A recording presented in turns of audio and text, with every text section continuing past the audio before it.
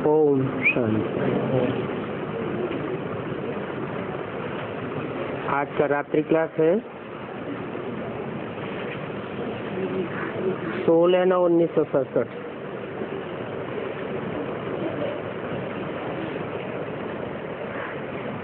बच्चे जो भी अच्छी रीति षष्ठी चक्र को जानते हैं, समझना चाहिए कि जो भी ये स्थापन हो रहा है, इतना ही एक्यूरेट कल पहले भी स्थापन हुआ था। फिकरात कोई नहीं रहती है। आगे के लिए बच्चों को पुरुषार्थ करवाया जाता है। सिर्फ कोई को कहना है कि ऊंच से ऊंच जो बाप है उनको याद करो तो अंत मते सुगते हो जाएगी।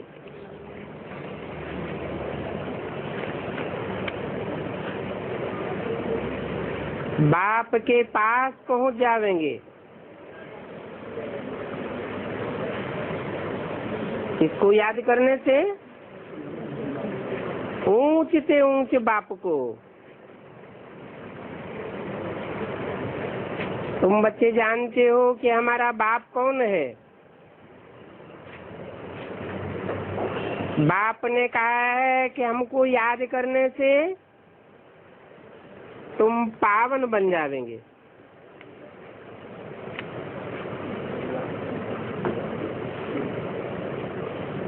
क्योंकि ऊंच से ऊंच बाप ही है पतित पावन।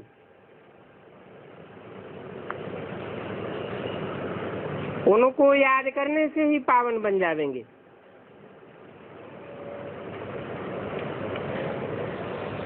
पावन दुनिया सत्य की दुनिया को कहा जाता है और कलयुग है पतित दुनिया।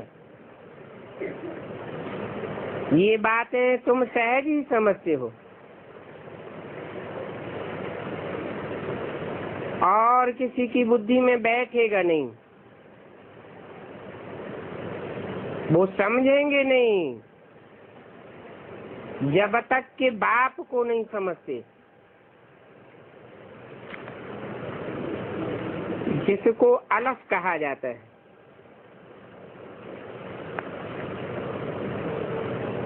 अगर अलफ कोई नहीं जाना तो कुछ भी नहीं जाना।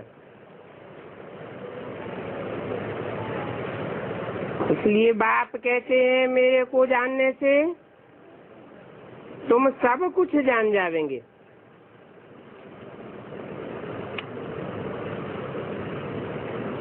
अब तुम मुझे रचयिता और सृष्टि की आदि मध्य अंत को जानते हो और तो कुछ भी जानने की बात नहीं। कोई खाना नहीं खाते हैं, रिद्धि सिद्धि दिखाते हैं, परंतु कोई कितना भी कुछ करे परंतु फायदा ही क्या है। बाप को याद करने से हम शांति धाम सुख धाम में जा सकते हैं। बाकी जो कुछ भी पुरुषार्थ करते हैं वो सिर्फ पैसे आदि करवाएंगे। साधुओं आदि के पास पैसे बहुत होते हैं, परंतु ये नॉलेज तो तुम्हारे लिए रतन है। बहुत ऊंची कमाई है, क्योंकि ये ज्ञान रतन जन्म जन्मांतर के लिए स्थूल रतन बन जाते हैं। ये कमाई कब और कोई सिखला नहीं सकता। तुम बच्चों को तो बाप आकर के समझाते हैं। बाप आवेंगे तो स्वर्ग का सुख देंगे।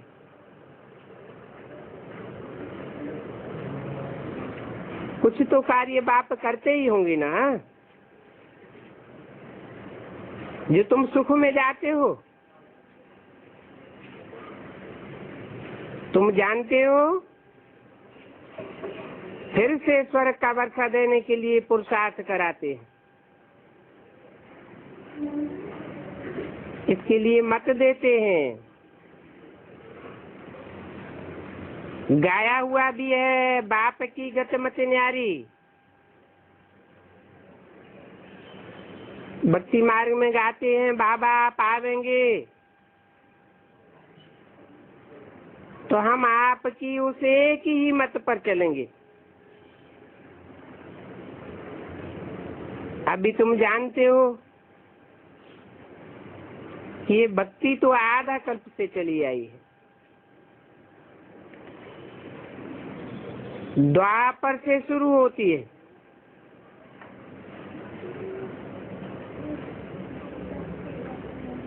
द्वैतवादी युग है द्वापर।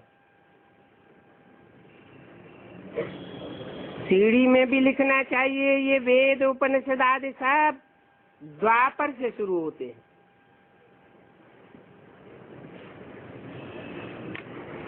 कोई कुछ नहीं समझते हैं तो बकते रहते हैं।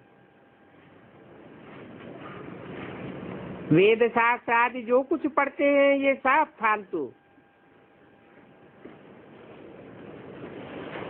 कायदा तो कुछ भी नहीं है। तो बाप कहते हैं ये फालतू क्यों बकते हो।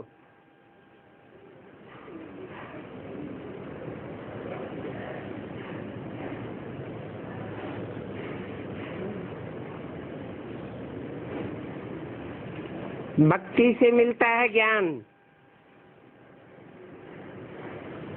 पहले भक्ति फिर ज्ञान। भक्ति पूरी होती है तो ज्ञान मिलता है।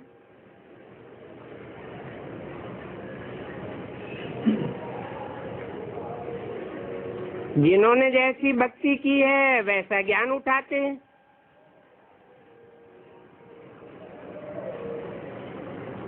भक्ति अधूरी की होगी तो अधूरा ज्ञान उठावेंगे। भक्ति व्यभिचारी की होगी तो व्यभिचारी ज्ञान उठावेंगे। अब व्यभिचारी भक्ति की होगी तो अब व्यभिचारी ज्ञान उठावेंगे।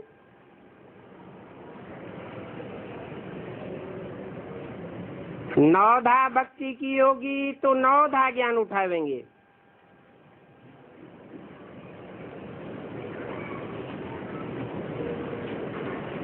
भक्ति,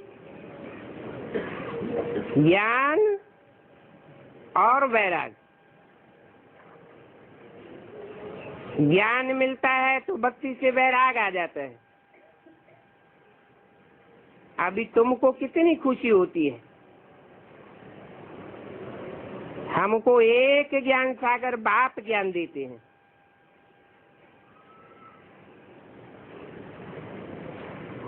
तो तुमको मिलता है व्यभिचारी ज्ञान।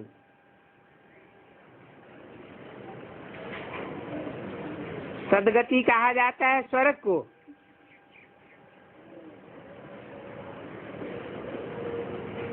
और गति कहा जाता है शांति धाम को।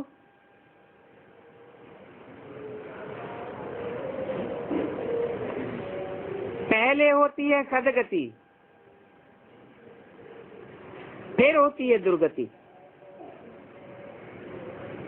बच्चे समझते हैं गृहस्थ व्यवहार में रहना है और गृहस्थ के लिए व्यवहार करना पड़ता है।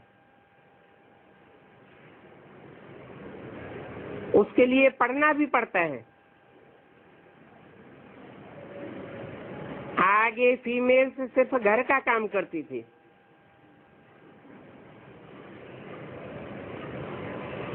अभी तो पढ़ाने का कोर्स भी जाती है,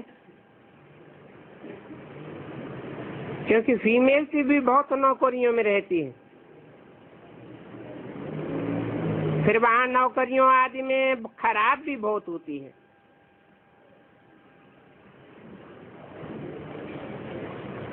बहन पर भी क्रिमिनल आई नहीं हो सकती है।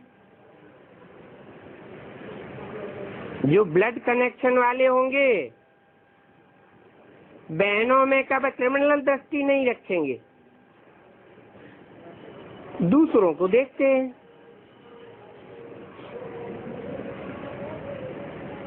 परंतु ये अभी तो ऐसी दुनिया हो गई है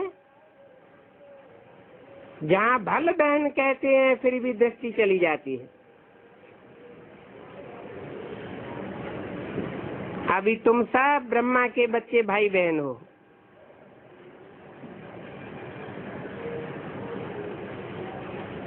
तुम्हारी कभी क्रिमिनलाई नहीं होनी चाहिए,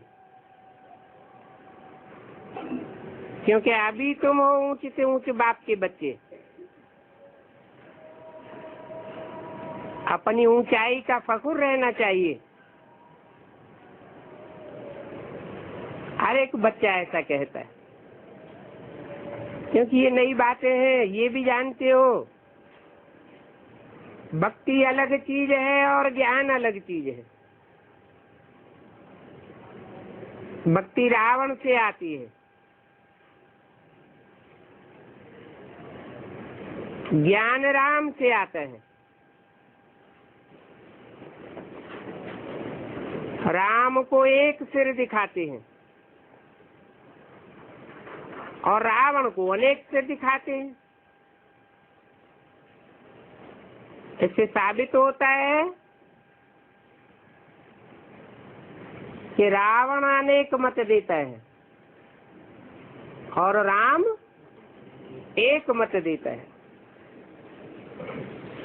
इसलिए कहते हैं ज्ञान से सदगति होती है। वो एक राम ही सच्चा है। भक्ति से दुर्गति होती है। किसी को भी समझाओ, बोलो यहाँ द्वापर से भक्ति शुरू होती है। क्योंकि द्वापर है द्वैतवादी युग, सत्यवादी युग है सत्ययुग, और सतयुग की रचना एक सत्य बाप ही करते हैं।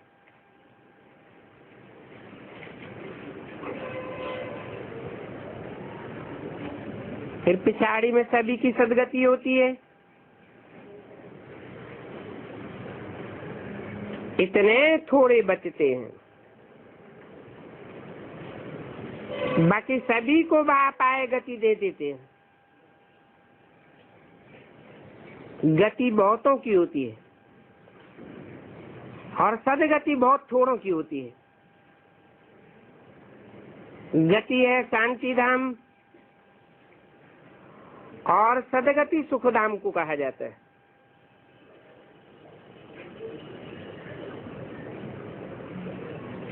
दुख धाम को भूलते जाओ,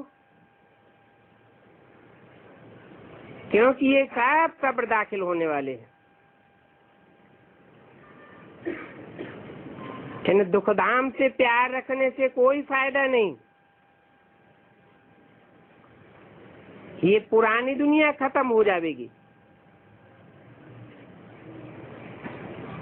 इसलिए कोई काम की नहीं है। इसमें रहते हुए जैसे कि देखते हुए नहीं देखते हो, इसको कहा जाता है बेहद का संन्यास। अभी तुम जानते हो हम नई दुनिया के लिए तैयार हो रहे हैं। तुम बच्चों की मत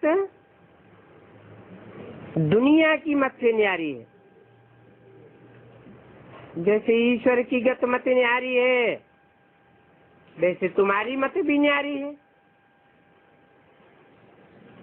एक ही घर में देखो, बाप की मत अलग तो बच्चे की मत अलग हो जाती है। तुमको तो श्रेष्ठ से श्रेष्ठ भगवान की श्रीमत मिलती है। वो भगवान है हमारा ऊंच से ऊंच बाप। कृष्ण को ऊंच से ऊंच नहीं कह सकते हैं। कृष्ण रचना है, उसका भी कोई रचयिता बाप ठहरा। तो बाप की श्रीमत पर चलने वाले ही श्रेष्ठ बनते हैं। अभी तुम जानते हो हमारी आत्मा सतो प्रधान बन जाएगी। फिर आकर के शरीर धारण करेगी। वान प्रस्थमाना वाणी से परे, वाणी से परे अभी हम जाने का पुरुषार्थ करते हैं। अच्छा, बच्चों को गुड नाइट।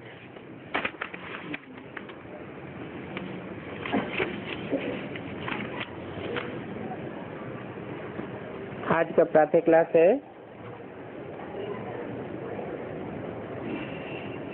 30 सितंबर 1967। रिकॉर्ड चला है महफिल में जली उठी समा। रूहानी बाप रूहानी बच्चों को श्रीमत देते हैं।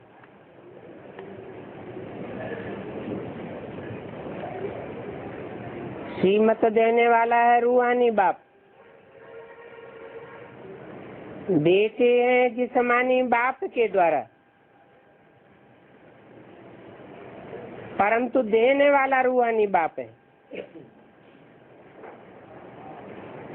कब कोई की चलन अच्छी नहीं होती है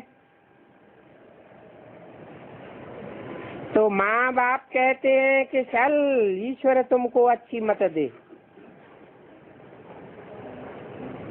विचारों को ये पता ही नहीं है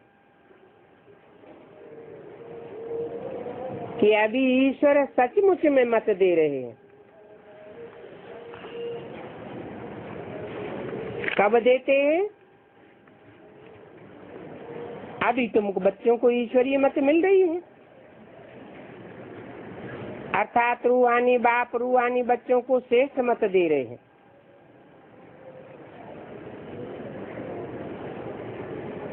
श्रेष्ठ बनने के लिए मत दे रहे हैं।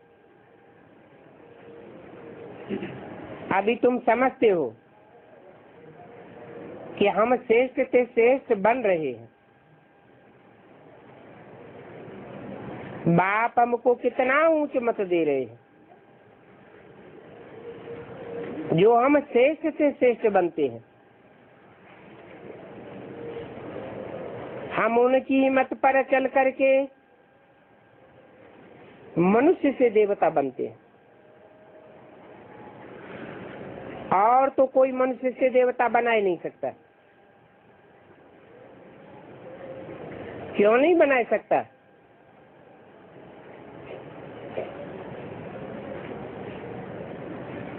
और कोई मनुष्य को देवता इसलिए नहीं बना सकता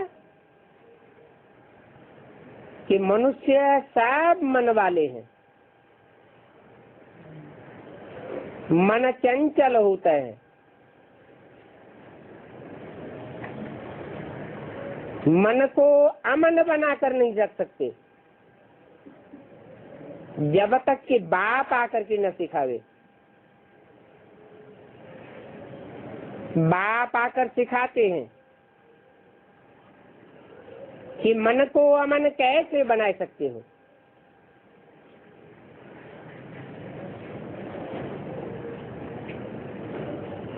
जो अमन होगा वो ही अमन चैन से रह सकेगा। अमन होना अर्थात मन को कंट्रोल में करना।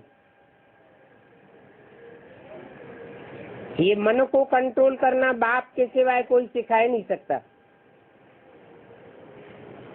बाप ही सदैव स्वस्थिति में रहने वाला है।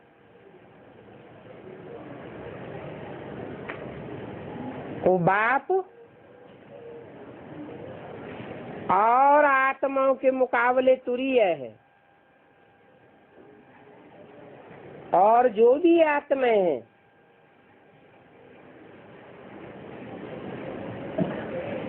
सब जन्म मरण के चक्र में आने वाली है।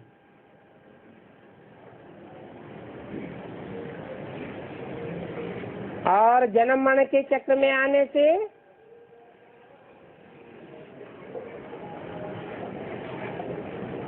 आखिरी मन चंचल हो जाता है। इतना चंचल हो जाता है कि जो भी आत्माएं उसके संसर्ग में आती हैं,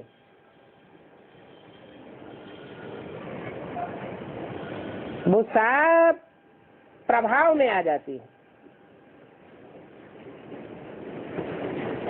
मन की चंचलता दिन दूनी रात चौगुनी बढ़ती जाती है।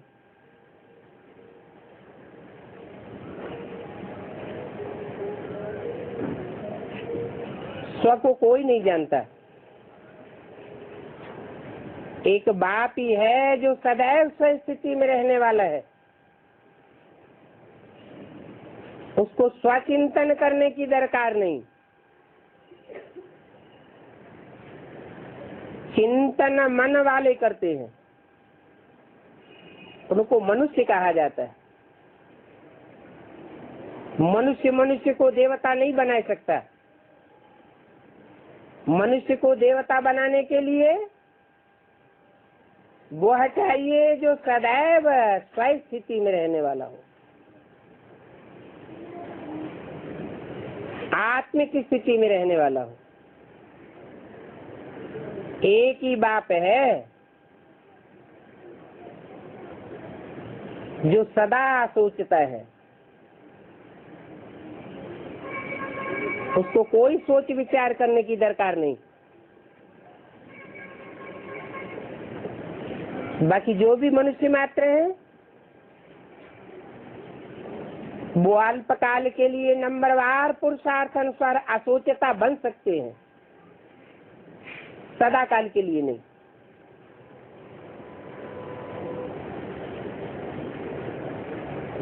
परंतु जो जैसी प्रैक्टिस करते हैं मेरे को याद करने की, उनमें उतनी शक्ति भर जाती है अपने को दीर्घ काल तक स्वस्थिति में स्थित करने की। जो जितना लंबे समय तक स्वस्थिति में स्थित होने की शक्ति ग्रहण करते हैं, उतना ऑलराउंडर पार्टधारी बनते हैं। ऑलराउंडर पार्टधारी ऑलराउंड पावरफुल।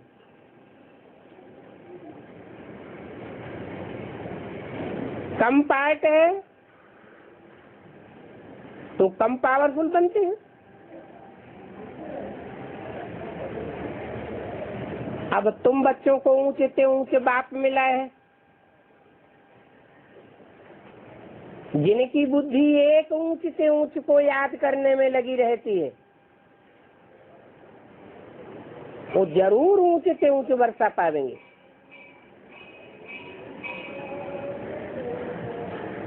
वर्षा है मुक्ति और जीवन मुक्ति का। मुक्ति में भी ऊंची स्टेज में जावेंगे और जीवन मुक्ति में भी ऊंची स्टेज में जावेंगे। जीवन मुक्ति अर्थात सदगति, और सबकी सदगति एक जैसी नहीं हो सकती।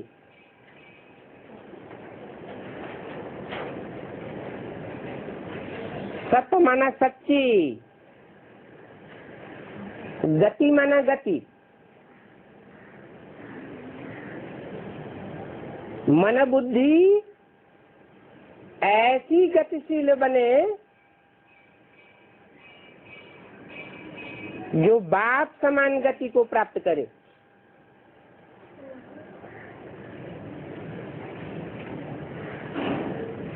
तो बाप लक्ष्य देते हैं, ऐसी स्थिति बनाओ, इच्छा मात्रम विद्या। पाना था तो पा लिया। अब हमें पाने के लिए कुछ भी नहीं रह गया। जो कुछ करना है विश्व कल्याण के लिए करना है और आत्माओं के कल्याण के लिए करना है।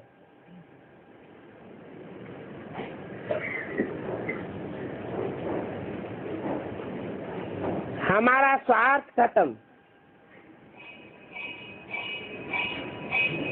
स्वस्थिति में स्थित तो होना ही मना, रथ खत्म। रथ के लिए कुछ भी नहीं चाहिए, रथ की इंद्रियों के लिए कुछ नहीं चाहिए। आत्मिक स्थिति संपन्न स्थिति है, और ये संपन्न स्टेज वाले देवताएं होते हैं।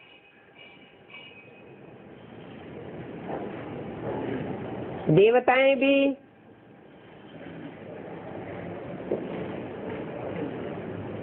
एक जैसी स्थिति वाले नहीं होते। कोई सेमी देवताएं हैं, कोई संपन्न देवताएं हैं। जो संपन्न देवता बनते हैं वो 16 कला संपूर्ण है। 16 कला संपूर्ण बनने वाले देवताओं की पूजा होती है। कम कला वाले देवताओं की पूजा नहीं होती है। सतयुग में भला 8 नारायण होंगे, 8 गद्दियां होंगी, लेकिन पूजनीय सिर्फ आदि वाले बनेंगे। बाद वाले पूजनीय नहीं बन सकते। इसलिए भक्ति मार्ग में 7 नारायणों की पूजा भी नहीं होती। पूजा सिर्फ अव्वल नारायण की होती है। जैसे दिलवाड़ा मंदिर में चित्र दिखाया हुआ है, तपस्या में बैठे हैं, परिवार भी तपस्या में बैठा है। 2 माँ बाप की युगल जोड़ी और 2 बच्चों की जोड़ी।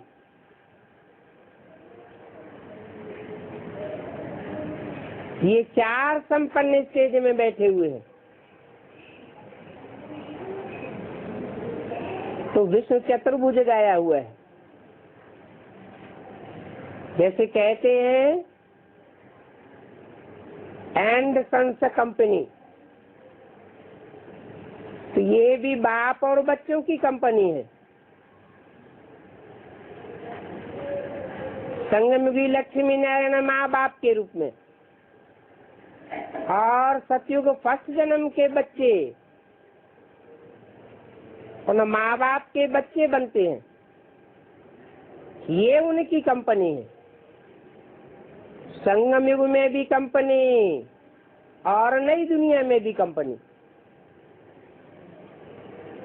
ये है ऊंचते ऊंच रचयिता और रचना।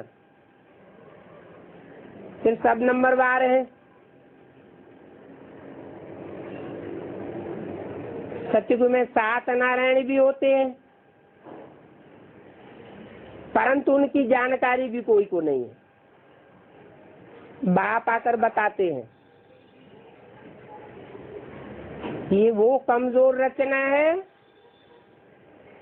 जो द्वापर युग में आकर के द्वैतवादी बनने वाले हैं, द्वैत फैलाने वाले हैं, दूसरे धर्मों में कन्वर्ट होने वाले हैं और दूसरी आत्माओं को कन्वर्ट कराने वाले हैं। यहाँ संगम युग में बाप की पूरी पढ़ाई नहीं पढ़ते, मनमत चलाते हैं, परमत पर चलते हैं। तो ऐसे मनमत चलाने वाले या मनुष्य मत पर चलने वाले दूसरे धर्मों में द्वापर युग से कन्वर्ट होने लग पड़ते।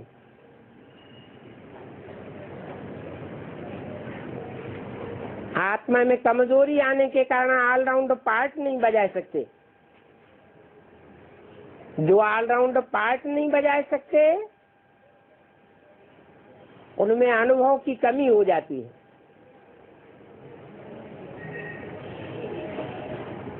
कम अनुभव वाले कम पद पाते रहते।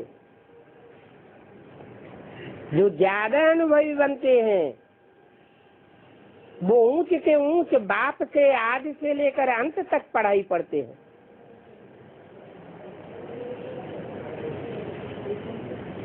तो ऊंचे से ऊंचे बाप हमको पढ़ाई पढ़ाने आया है।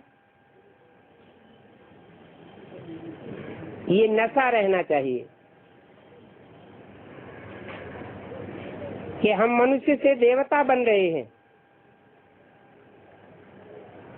देवता सिर्फ 16 कला संपूर्ण वालों को कहा जाता है। चौथाई कला भी कम अगर हो गई